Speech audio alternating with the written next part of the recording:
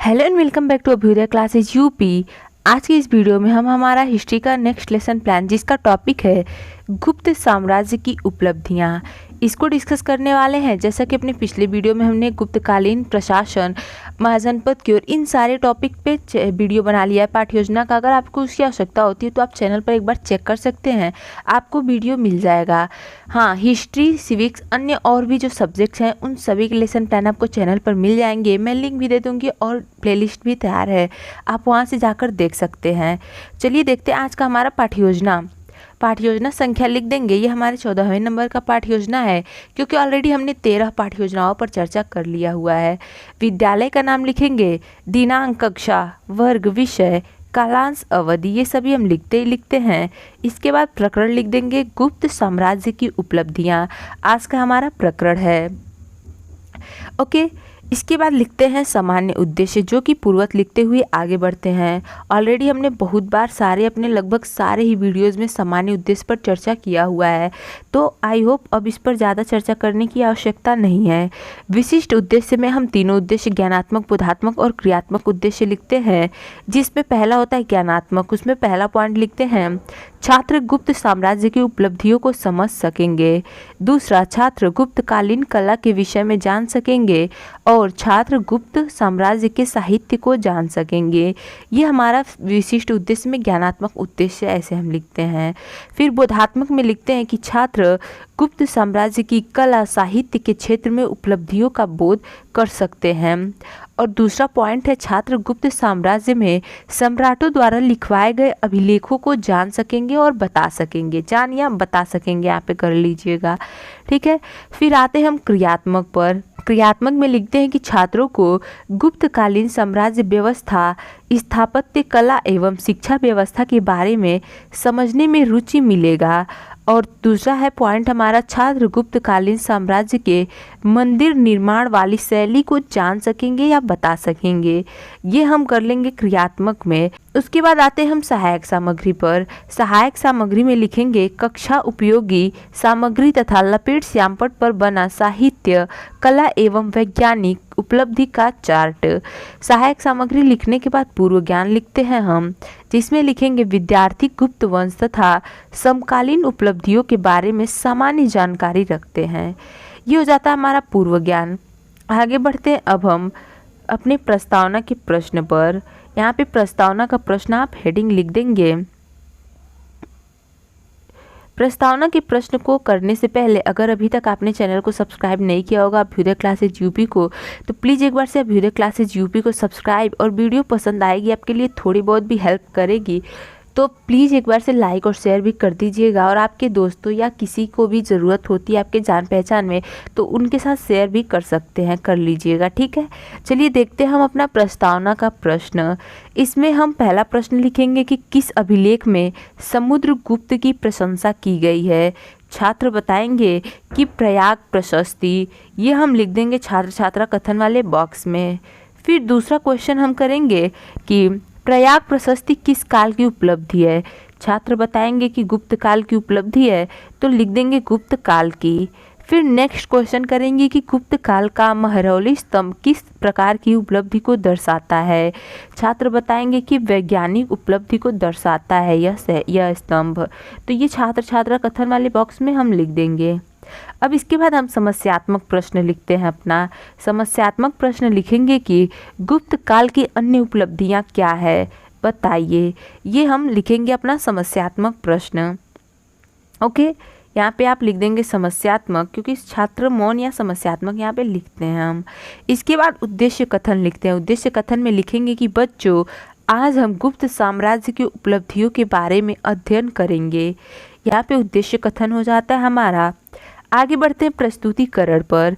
प्रस्तुतिकरण लिखते हैं, इसमें क्रम संख्या, शिक्षण बिंदु, छात्राध्यापक या छात्राध्यापिका कथन, छात्र छात्रा कथन और श्यामपट कार्य, ये सभी क्रमशः हम बना लेते हैं। इसमें पहला हमारा जो शिक्षण बिंदु है वह है संगीत। पहला शिक्षण बिंदु लिखेंगे संगीत। इसमें हम क्वेश्चन लिखेंगे कि बीड़ा बजाते हुए किस सम्राट का चित्र सिक्के पर अंकित है। छात्र मौन हो जाएंगे।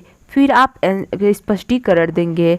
स्पष्टीकरण लिखेंगे, इसमें लिखेंगे गुप्त सम्राट संगीत प्रेमी थे।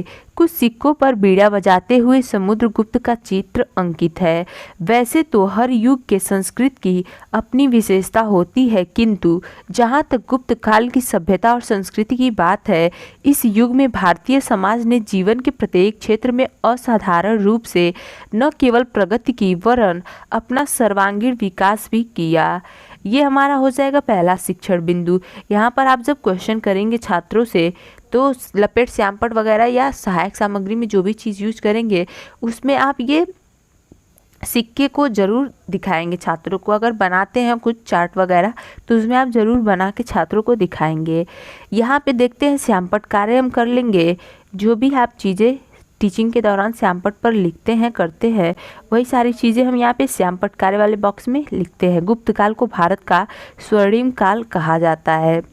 ये सारी चीज़ें लिखने के बाद आगे बढ़ते हैं दूसरे शिक्षण बिंदु पर। हम दूसरा शिक्षण बिंदु है हमारा कला। संगीत के बाद कला है। इसमें करेंगे क्वेश्चन कि गुप्तकालीन मूर्तियों का निर्माण किस प्रकार के पत्थरों से हुआ। छात्र कथन में मौन लिख देंगे। फिर आगे बढ़ेंगे स्पष्टीकरण पर। स्पष्टीकरण लिखेंगे। इसमें लिखेंगे स्थापत्य कला तथा मूर्ति कला और चित्रकला इस युग की महान देन है। भूमरा नामक स्थान पर शिव मंदिर का चबूतरा है और शिवलिंग ही शेष रह गए हैं। गुप्तकालीन मंदिर का सर्वोत्तम उदाहरण देवगढ़ का दशावतार मंदिर। मूर्तियां हिंदू, जैन, बौद्ध आदि सभी धर्मों से संबंधित हैं। औरंगाबाद के पास अजंता की गुफा की दीवारों पर बुद्ध के जीवन से संबंधित घटनाओं का चित्रांकन, जिन्हें भित्ति चित्र कहते हैं, किया जाता है। ये सारी चीज़ें हमारी कला शिक्षण बिंदु में हम लिख देंगे। उसके बाद साहित्य को बताएंगे। सबसे पहले हमने संगीत को बताया, फिर कला को। तीसरा है हमारा शिक्षण बिंदु साहित्य। ठीक है, तीसरा शिक्षण बिंदु लिखेंगे साहित्य। तीसरे शिक्षण बिंदु को समझने से पहले अगर अभी तक आपने चैनल को अभी तक नहीं सब्सक्राइब किया होगा तो प्लीज़ एक बार से अभ्युदय क्लासेज यूपी को सब्सक्राइब, और वीडियो पसंद आ रही हो तो लाइक और शेयर भी कर दीजिएगा। चलिए देखते हैं हमारा इसका क्वेश्चन। महाकवि कालिदास किसके दरबार में नवरत्नों में से एक थे। ये हमारा क्वेश्चन करेंगे हम। छात्र यहाँ पे मौन हो जाएंगे। हाँ, एक चीज़ और, छात्र मौन के नीचे आप ठीक नीचे लिख देंगे कि छात्र छात्रा ध्यानपूर्वक सुन रहे हैं या सुनते हैं। उसके बाद स्पष्टीकरण लिखेंगे। स्पष्टीकरण में लिखेंगे कि गुप्त काल में साहित्य के क्षेत्र में अत्यधिक प्रगति हुई। चंद्रगुप्त द्वितीय विक्रमादित्य के दरबार में नवरत्न थे। इन नवरत्नों में कालिदास भी एक थे। कालिदास की प्रमुख रचनाएं अभिज्ञान शाकुंतलम, रघुवंशम, कुमार संभवम आदि हैं। इसी काल में शूद्रक ने मृच्छकटिकम तथा विशाख दत्त ने, यहाँ पे दत्त ये देखिएगा ठीक कर ली, दत्त ही है, ने मुद्रा राक्षस लिखा। ये सारी चीज़ें हम साहित्य के बारे में बता देंगे, छात्रों को लिख देंगे। हाँ, साथ में यहाँ पे श्यामपट्ट कार्य जरूर ही करते चलेंगे। गुप्त काल में मूर्ति कला, स्थापत्य कला का विकास हुआ। उसके बाद हम तीसरे शिक्षण बिंदु का भी श्यामपट्ट कार्य कर लेंगे। इस काल में अनेक रचनाएं हुई। साहित्य को बड़े स्तर पर इस वंश के राजा द्वारा संरक्षण दिया जाता था। ठीक है, ये सारी चीज़ें हम श्यामपट्ट कार्य में लिख लेते हैं। ओके, इतना क्लियर है, इतना हो गया। हाँ, नेक्स्ट वीडियो में जो लेसन प्लान संख्या हमारा 15वें नंबर का है उसमें हम महाजनपद कालीन प्रशासन को डिस्कस करने वाले हैं। इसका पाठ्य योजना हमें कैसे बनाना है इस पर चर्चा करेंगे, तो चैनल से जुड़े रहें। चलिए देखते हैं हमारा मूल्यांकन का प्रश्न, या इसे हम पुनरावृत्ति के प्रश्न भी लिखते हैं। इसमें हमारा पहला क्वेश्चन है, अजंता की गुफाएं किससे संबंधित हैं। दूसरा, सिक्के पर वीणा बजाती हुई चित्र किसकी है। और तीसरा, अभिज्ञान शाकुंतलम किसकी रचना है। चौथा लिखेंगे दशावतार मंदिर कहाँ स्थित है। ये हो जाएगा हमारा मूल्यांकन का प्रश्न। मूल्यांकन के प्रश्न के बाद हम गृह कार्य लिखते हैं। इसमें लिखेंगे सभी छात्र घर से अपनी पुस्तिका में गुप्त साम्राज्य की उपलब्धियों के विषय में संक्षिप्त लेख लिखकर लाएंगे। ये होता है हमारा पाठ्य योजना, यहीं पर इसी के साथ समाप्त।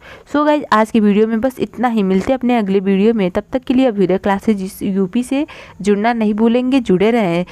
Thank you.